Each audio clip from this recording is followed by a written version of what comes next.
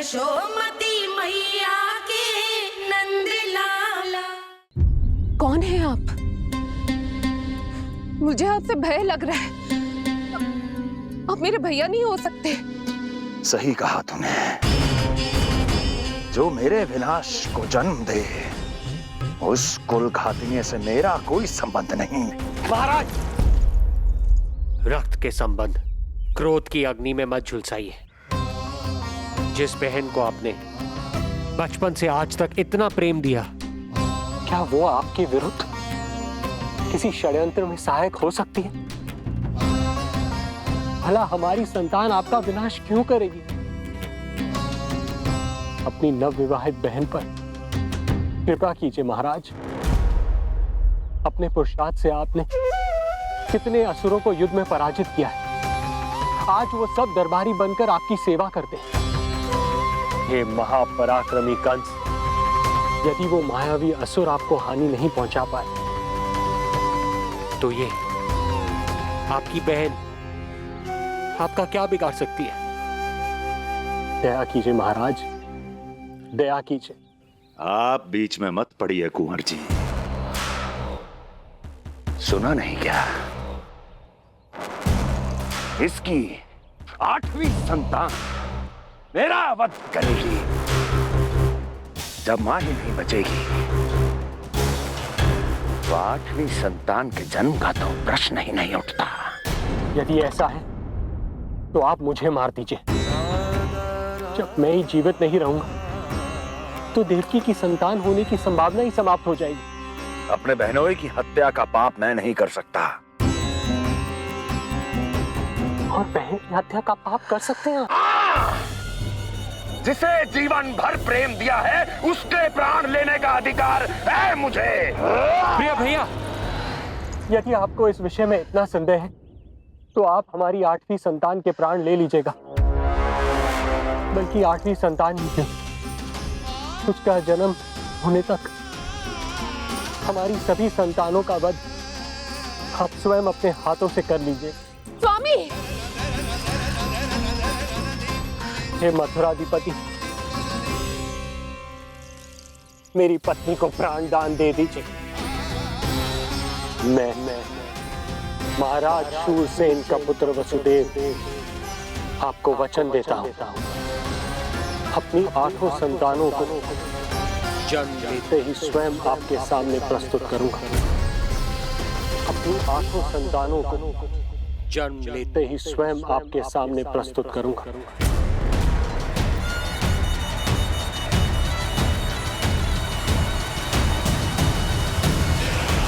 बधाई हो कुंवर जी। अपनी पत्नी के प्राण बचाने में आप सफल हुए, किंतु आपकी संतानें इतनी भाग्यशाली नहीं होंगी। वचन स्मरण रहे।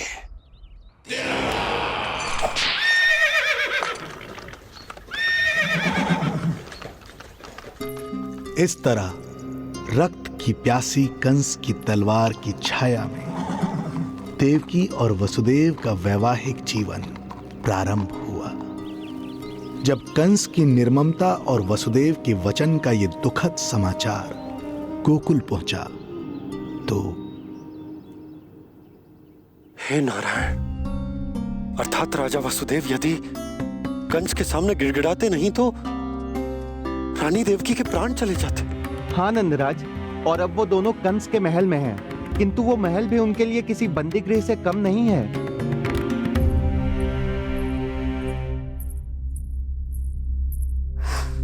एक भाई अपनी बहन के साथ ऐसा करने की सोच भी कैसे सकता है? मेरा बस चले तो दुष्ट कंस को मटके में डाल के ऐसे घोट के रख दूं, जैसे मलाई घोट के माखन निकाला जाता है।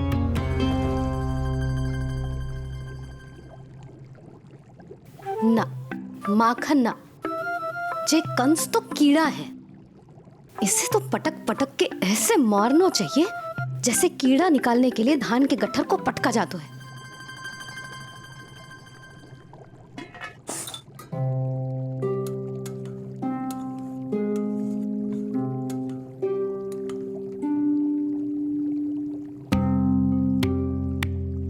किंतु जब रोहिणी जिज्जी को पता चलेगा तो वो तो अपने आप को ही दोष देंगे, क्योंकि बालक ना होने के कारण उन्होंने ही वसुदेव जी को राजकुमारी देवकी के साथ दूसरा विवाह करने पर विवश किया था। हे ईश्वर, जिस सुख के लिए रोहिणी जिज्जी ने पत्नी जीवन का सबसे बड़ा त्याग किया था, जब उन्हें पता चलेगा कि वही सुख उस क्रूर कंस ने छीन के मटिया मेट कर दिया है,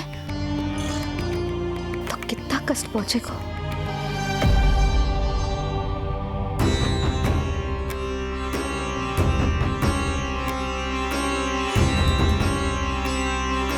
रोहिणी जीजी,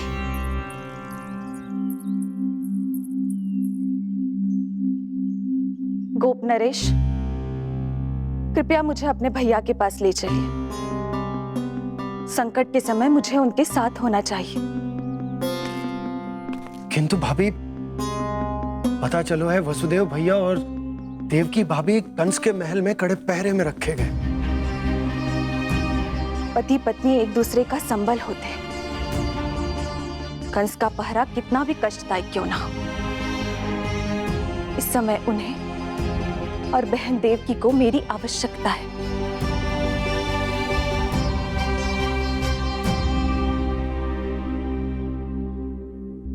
ये मेरी विवशता है। ये यादव कुलदीपक होकर भी आपको इस महल में बंदियों की तरह रहना पड़ रहा है, और मैं कुछ कर भी नहीं पा रही। काश आपने मुझसे विवाह ही ना किया होता। तो क्या मैं अपने भाग्य से भाग पाता देवकी? पूर्व जन्म के कर्मों के फल स्वरूप जो हमारी नियति में लिखा है वो तो हमें भोगना ही है। श्री हरि क्या करते हैं, कब और क्यों करते हैं, ये दुख हमारे जीवन में किस उद्देश्य से आए हैं, इन रहस्यों का पता लगा पाना हम मानवों के लिए संभव नहीं है देवकी।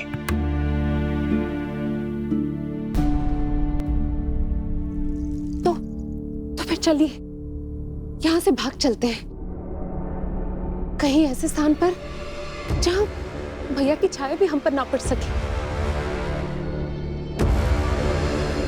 नहीं प्रिय, कंस के गुप्तचरों की दृष्टि हम पर अवश्य होगी, और मैं ऐसा कोई कार्य नहीं कर सकता जिससे तुम्हारे जीवन पर कोई संकट आए। और मैंने उन्हें अपनी सभी संतानों को सौंपने का वचन भी दिया है। अपना वचन मेरे लिए प्राणों से भी अधिक महत्वपूर्ण है देवकी।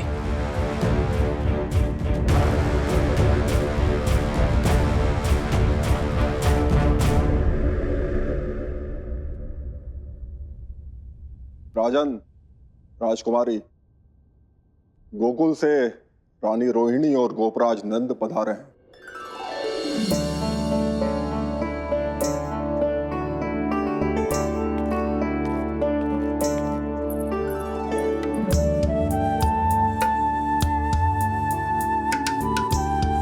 स्वामी,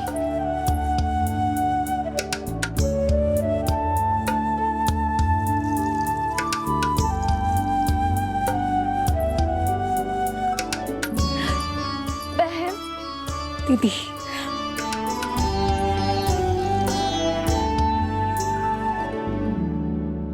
भाई नंद, जो आप हमारे लिए कर रहे हैं उसके लिए धन्यवाद शब्द बहुत छोटा है। मैं अपने भाग्य को स्वीकार कर चुका हूं। यदि यही श्री नारायण की इच्छा है तो यही सही।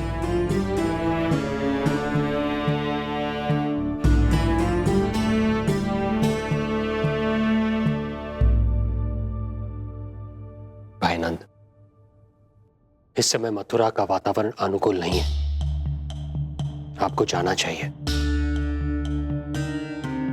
यशोदा भाभी भी चिंतित हो रही होंगी, उनसे कहिएगा हम यहां सुरक्षित हैं अभी तक।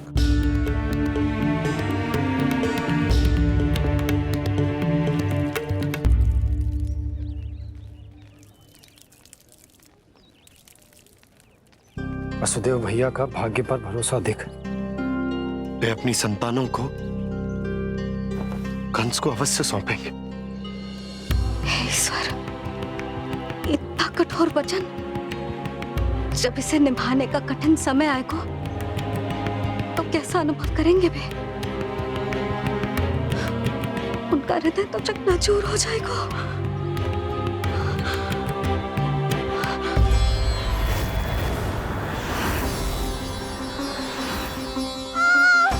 सब्र से सब ठीक हो जाएगा रानी, सब्र से। देवकी, मैं महाराज शूरसेन का पुत्र वसुदेव आपको वचन देता हूं, अपनी 8 संतानों को जन्म देते ही स्वयं आपके सामने प्रस्तुत करूंगा।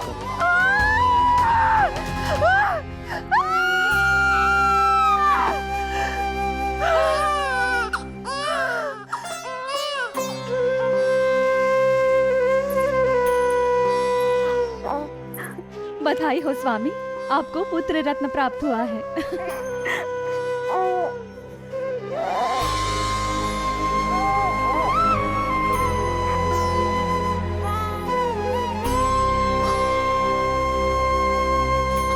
महाराज को पता चला तो क्या होगा?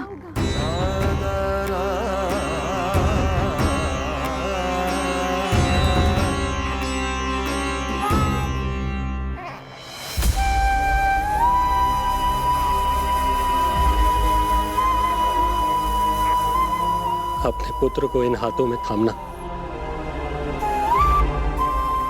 कितने वर्षों से इस पल की प्रतीक्षा कर रहा था मैं, और आज जब यह पल आया है, मेरी आंखों में दुख के आंसू हैं। एक पिता जब प्रथम बार अपनी संतान को गोद में उठाता है तो सबसे पहले यह सोचता है कि उसे क्या नाम दूं, उसका सुनहरा भविष्य कैसे सुनिश्चित करे। किंतु मैं वो भाग्यहीन पिता हूं जो अपने पुत्र का भविष्य मृत्यु के अंधकार में डुबोने जा रहा है। मैं इसे नाम देकर क्या करूंगा?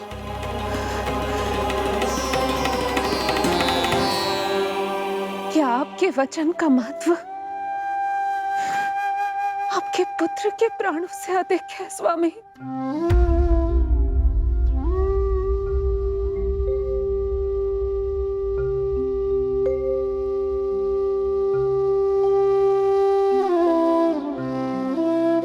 श्री नारायण का दूसरा नाम सत्य होता है देवकी। तुम ही कहो, मैं श्री नारायण से विमुख कैसे हो जाऊं?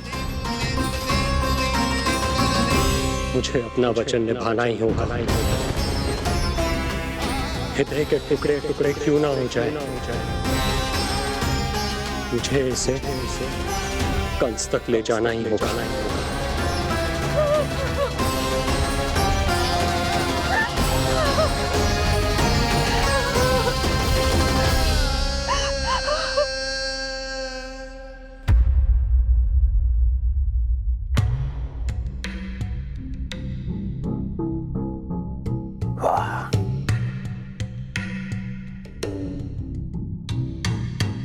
इतना स्वादिष्ट भोजन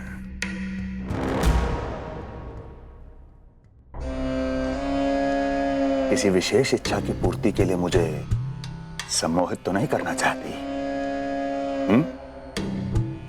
मुझे पति के रूप में प्राप्त कर तो चुकी हो, अब प्राप्त करने को क्या क्या बचा है प्राप्ति? मैं प्राप्ति नहीं, अस्थि हूं स्वामी। प्राप्ति तो छुई मुई बनकर वहां खड़ी है। आप सदैव अपने विषय में ही सोचते हैं, कभी मेरे ओर भी निहारा कीजिए, तभी तो मेरा नाम सही से स्मरण होगा आपको। मैं अपने विषय में ही सोचता हूं, तभी तो 10 दिशाओं में मेरे नाम का डंका बजता है, मेरे साम्राज्य का विस्तार होता है, तभी तो मेरा अस्तित्व है।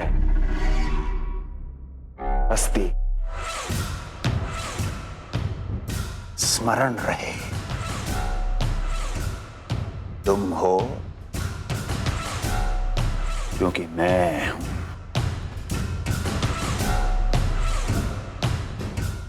वन में यदि सिंह न हो तो उसके आश्रिति पर गीदड़ भी आक्रमण कर देते हैं।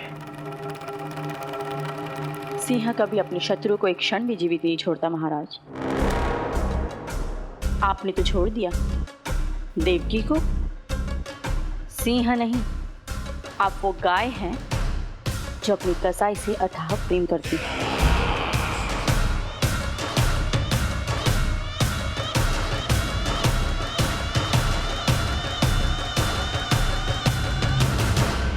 सभी संतानों को जन्म लेते ही मेरे पास लेकर आएगा, ये वचन दिया है वसुदेव ने मुझे। तो फिर आया क्यों नहीं महाराज? प्रथम शिशु का जन्म तो हो चुका है।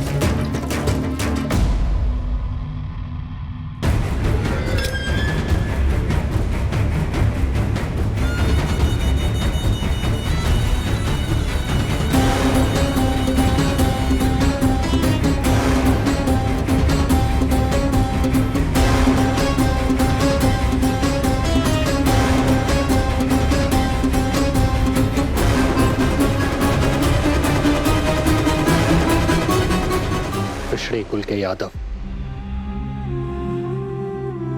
अपना वचन मिथ्या नहीं होने देते महाराज।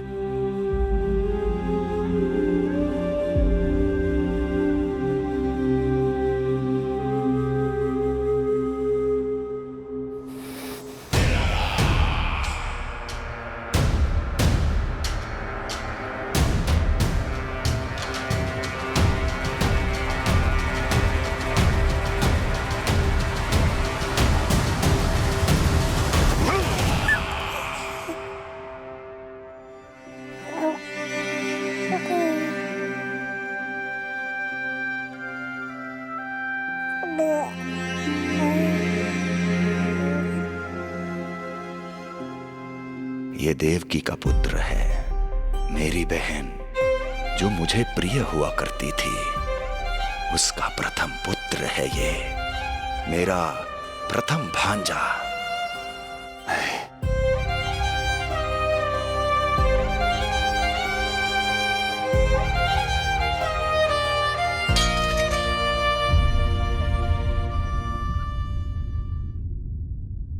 इसे वापस ले जाइए कुंवर जी।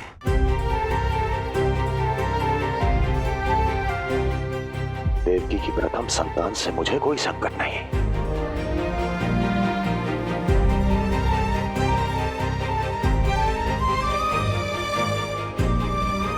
और आपको क्या लगता है कुंवर जी कि मैं कोई राक्षस हूं क्या?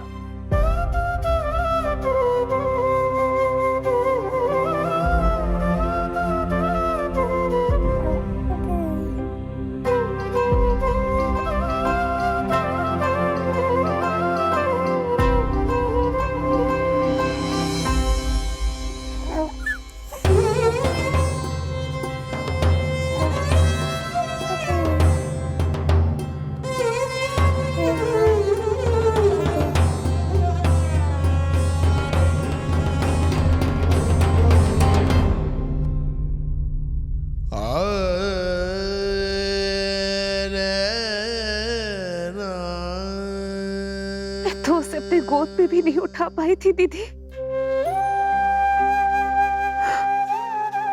उसका वो सुकुमार मुख मेरी स्मृति से जा ही नहीं रहा। वो मधुर रुदन अभी तक मेरे कानों में गूंज रहा है। मैं तुम्हारी पीड़ा का अनुमान लगा सकती हूँ देवकी। मैंने उसे जन्म नहीं दिया था, फिर भी मेरे कान अभी तक उसके रुदन की ध्वनि सुन रहे हैं। क्योंकि ये अपनी माओ को पुकार रहा है। तुम्हारे भैया ने हमारे पुत्र को प्राणदान दे दिया है देवकी।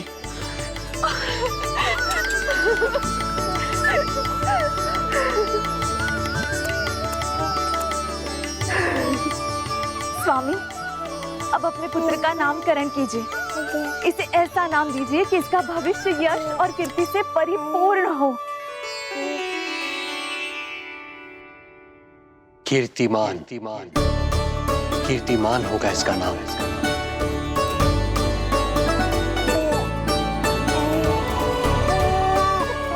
कीर्तिमान।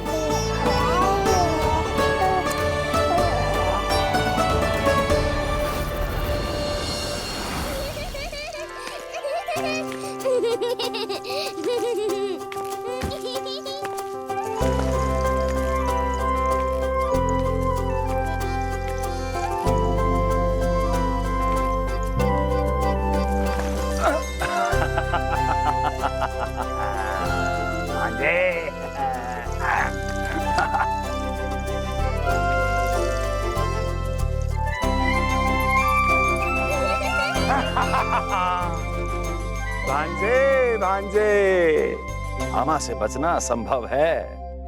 मामा जी, आपकी भुजाओं में कितना बल है, मुझे पीड़ा हो रही है। मेरा दूसरा हाथ पकड़ लीजिए। तुझे पीड़ा हो रही है? ये ले।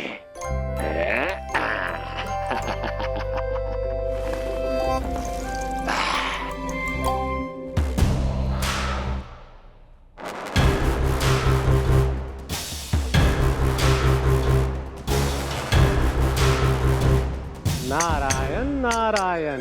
मामा जी मूर्ख बन गए, मामा जी मूर्ख बन गए, मामा जी मूर्ख बन गए। इतना दुस्साहस। जा खेल। अब मामा जो है देवर्षि के साथ मंत्रणा करेंगे। जा खेल। क्योंकि अत्यंत महत्वपूर्ण ना हो तो देवर्षि हमारे द्वार पर आने का कष्ट नहीं उठाएंगे। कहिए देवर्षि, कैसे आना हुआ? मैं तो बस आपको ये अद्भुत कमल पुष्प भेंट करने आया था महाराज। इसे देखते ही मुझे आपका स्मरण हुआ था। मानो ये मुझे पुकार कर कह रहा हो, मुझे महाराज कंस के पास ले चलिए। इसमें तो कुछ भी विशेष नहीं है देवर्षि। इसमें 8 पंखुड़ियां हैं महाराज, और 8वीं पंखुड़ी सबसे विशेष है। यदि विश्वास न हो तो आप स्वयं गिनकर देख लीजिए। आप मेरा उपहास कर रहे हैं देवर्षि। आप गिनिए तो सही महाराज। 1 2 3 4 5 6 7 8। क्या आप निश्चित रूप से कह सकते हैं कि यही 8वीं पंखुड़ी है? विचार कीजिए महाराज। क्या आप बिना किसी शंका के कह सकते हैं कि कौन सी पंखुड़ी पहली है और कौन सी 8वीं? क्या आप पूर्ण विश्वास के साथ कह सकते हैं कि कौन प्रथम है और कौन अंतिम? फिर चाहे वो पंखुड़ी हो या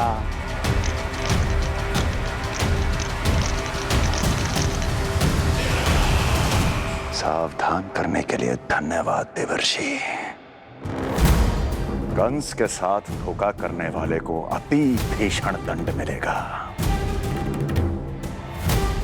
भविष्य में ऐसी कल्पना मात्र से ही मेरे शत्रु भय से कांप उठेंगे। मथुरा नरेश, मैं तो मात्र पंखुड़ियों की बात कर रहा था। यदि आपने कुछ और समझ लिया है तो उसका उत्तरदायित्व मेरा नहीं है। नारायण नारायण।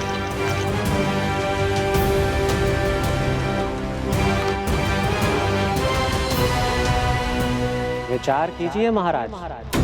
क्या आप बिना किसी शंका के कह सकते हैं कि कौन सी पंखुड़ी पहली है और कौन सी 8वीं?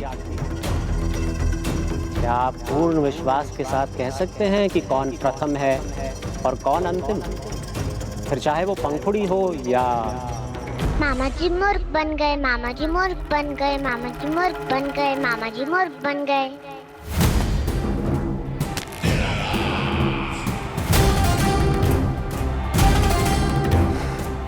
कंस को कोई मूर्ख नहीं बना सकता। कीर्तिमान। जी मामा जी। क्रोध काम लोभ मद मोह मत्सर, क्रोध काम लोभ मद मोह मत्सर, क्रोध काम लोभ। मामा जी मुझे दर्द हो रहा है।